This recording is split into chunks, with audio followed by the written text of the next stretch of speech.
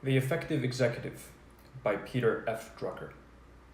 In The Effective Executive, author Peter Drucker offers a step-by-step guide to becoming a more productive and effective executive.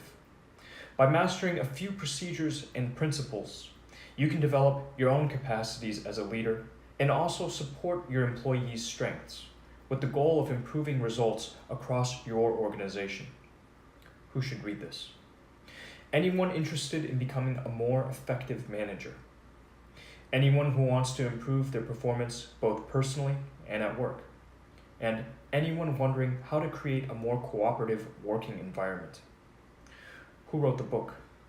Peter F. Drucker is an American management consultant and educator who has written more than 35 books. What's in it for me? Learn how to be an effective executive within your organization. As many of us today work for corporations, learning how to navigate our way to success within a company is a crucial skill. Becoming an effective executive will help you do just this. These blinks will explain how, as an effective executive, you make decisions and stand by them. You delegate appropriately, yet know your own strengths and when to use them. And importantly, you understand that time is your most precious resource and use it appropriately. Also, effective executives support their team by enabling effective communication and encouraging the development of employee skills, which leads to success for everyone. In the following blinks, you'll also discover why you should stop wasting your time at client dinners, why hiring salespeople with other interesting skills is a good move, and why holding long decision-making meetings might actually save you time. Effective executives lead by example. Improving your own skills will help you succeed. Think about an executive you admire. Does this person seem so skilled it's as if they were born for the job? In reality, effective executives aren't born, they're made, which means you can become one too. Start by tuning in to yourself. Management isn't about transforming other people, it's about leading by example.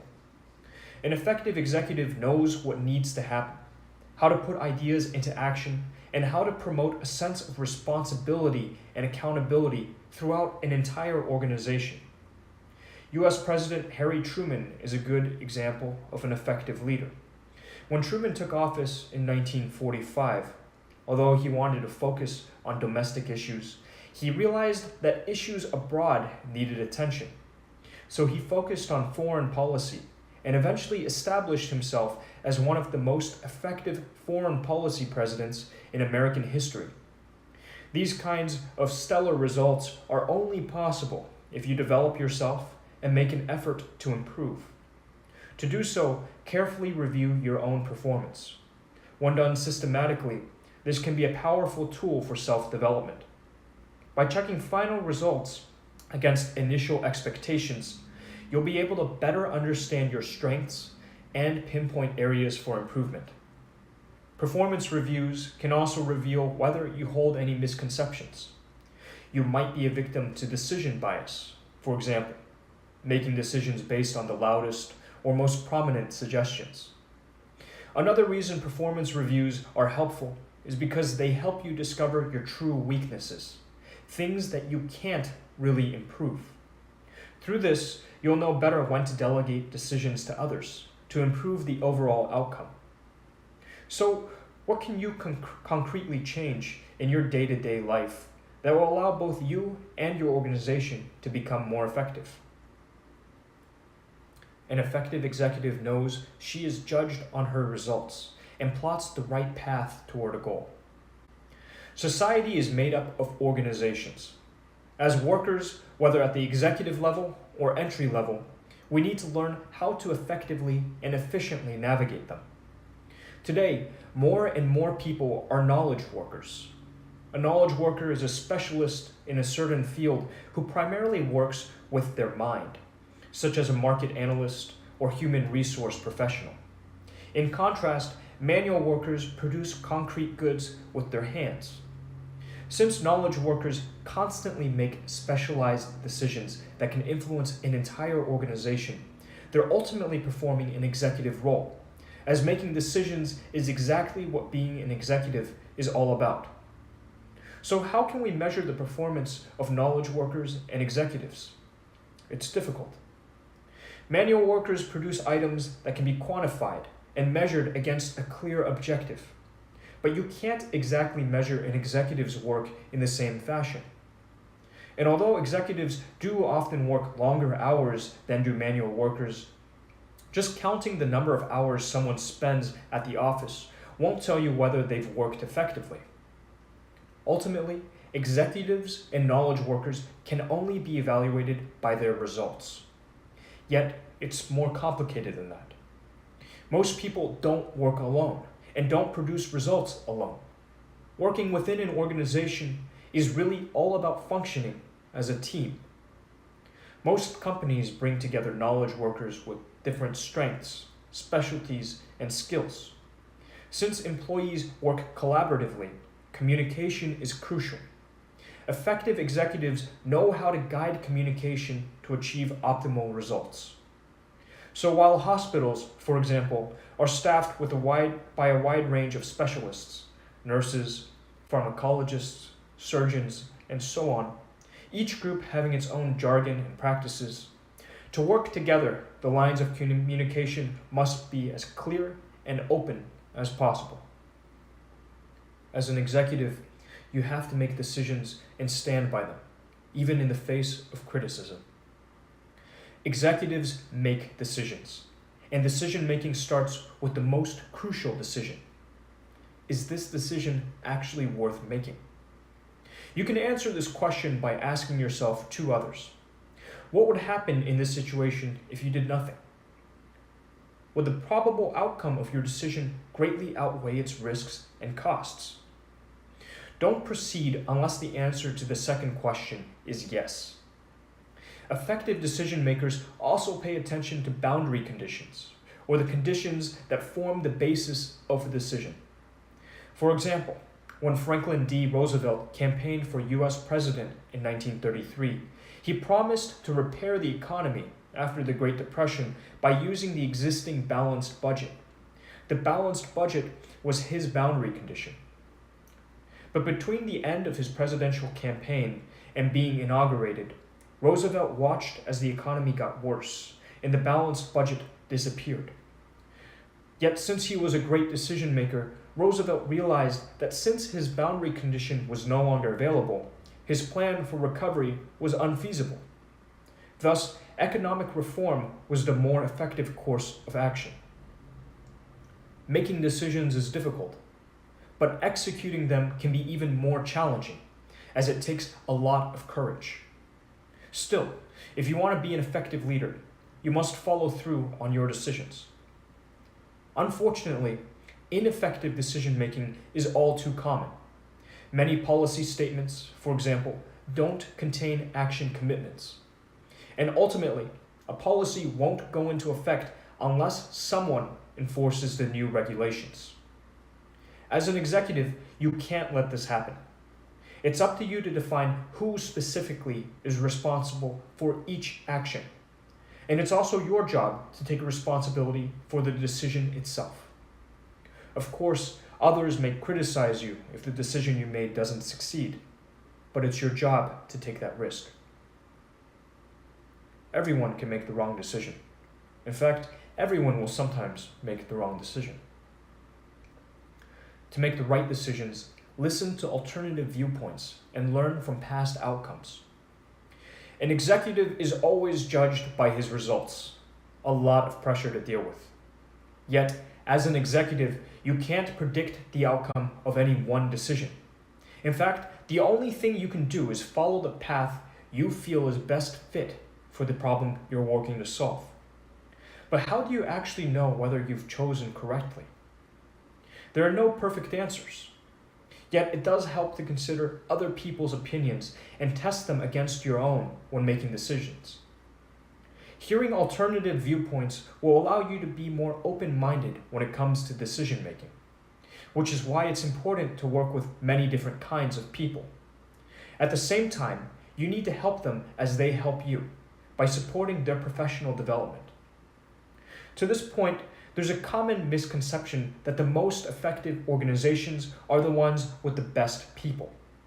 In fact, organizations are successful when they motivate employees and support employee self-development.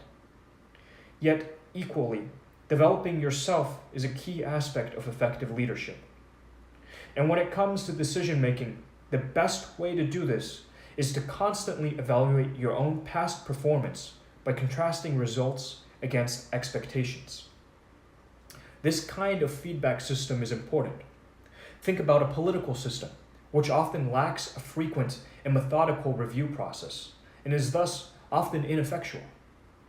In contrast, decisions within corporations and in the military are constantly being reviewed, which can lead to more effective organizational structures and potentially better outcomes.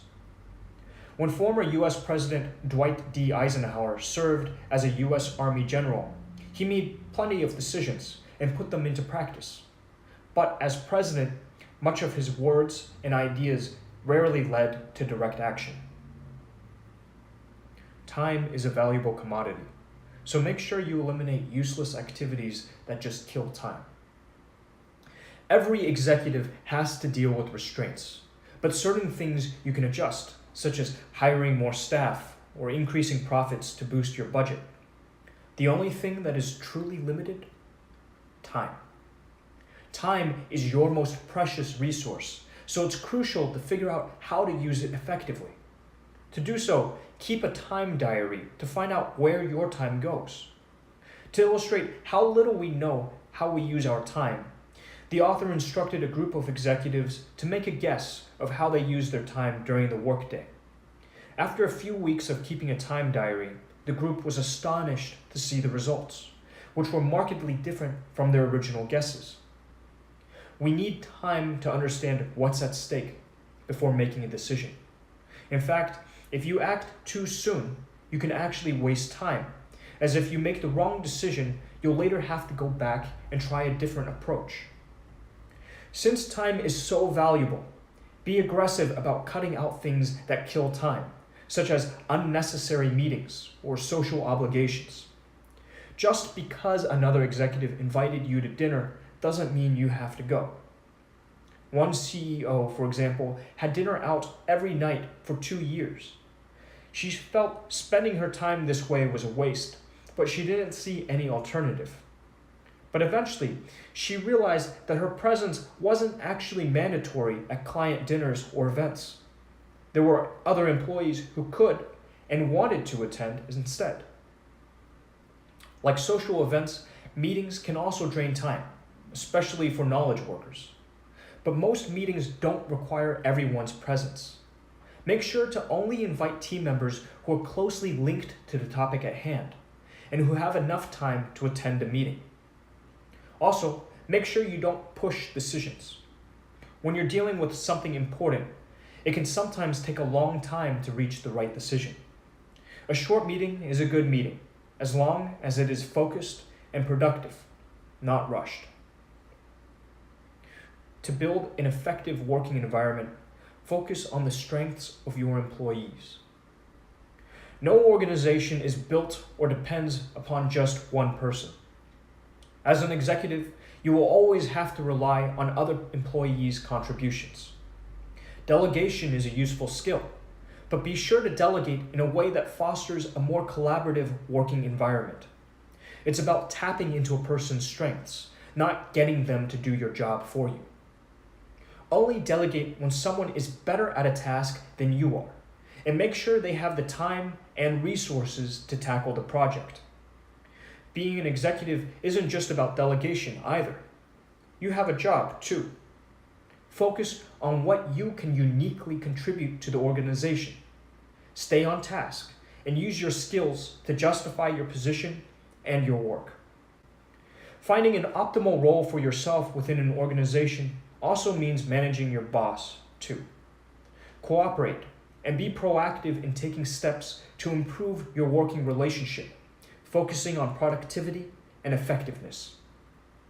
If you do the best job possible, so much so that your boss doesn't waste time managing you, this will greatly improve your position and possibilities within the organization.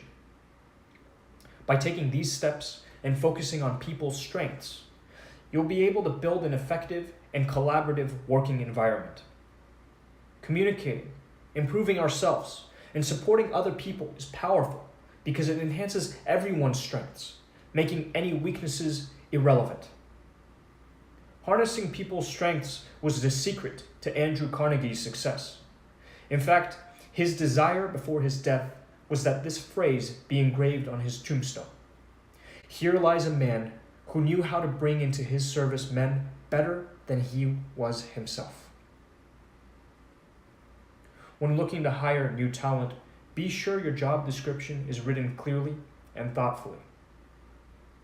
Job descriptions often include a ludicrous list of required qualifications, to the extent that it's almost impossible to imagine any one person could fit such a position. As an effective executive, it's up to you to create better job descriptions which will help you find a great candidate for your organization.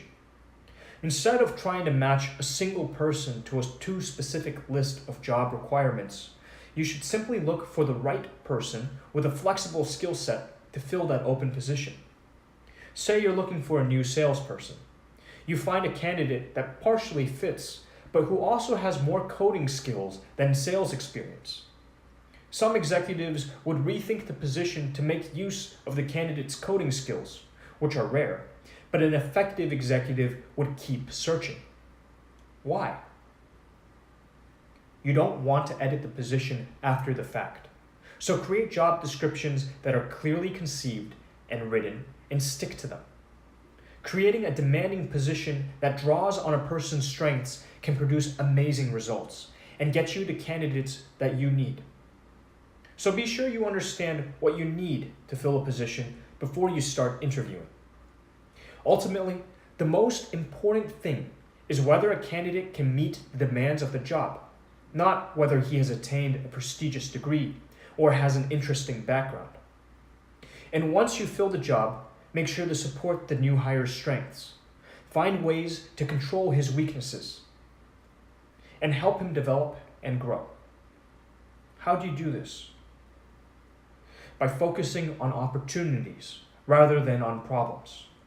Problems have to be taken care of course, but problem solving doesn't produce great results. It merely prevents damage. To get great results, you have to take advantage of opportunities. Final summary.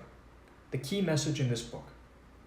You can become an effective executive by tuning into your strengths, identifying areas for improvement, and following a few basic principles for navigating within your organization. You need to learn how to work effectively with others, create a cooperative working environment, and support other people to produce better results. Actionable advice. Start a time diary to figure out where your time goes. Today, sit down and create a chart that estimates how you think you spend your time during your workday. Then, for the next few weeks, take care to log all of your activities.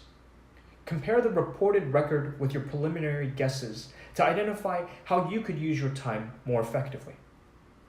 Suggested further reading: Innovation and Entrepreneurship by Peter Drucker. Innovation and entrepreneurship demonstrates how to be innovative and reveals strategies that create customers for your innovation. It shows how entrepreneurship can be learned and implemented by anyone, and how entrepreneurial skills can be used not just in new ventures, but in established corporations.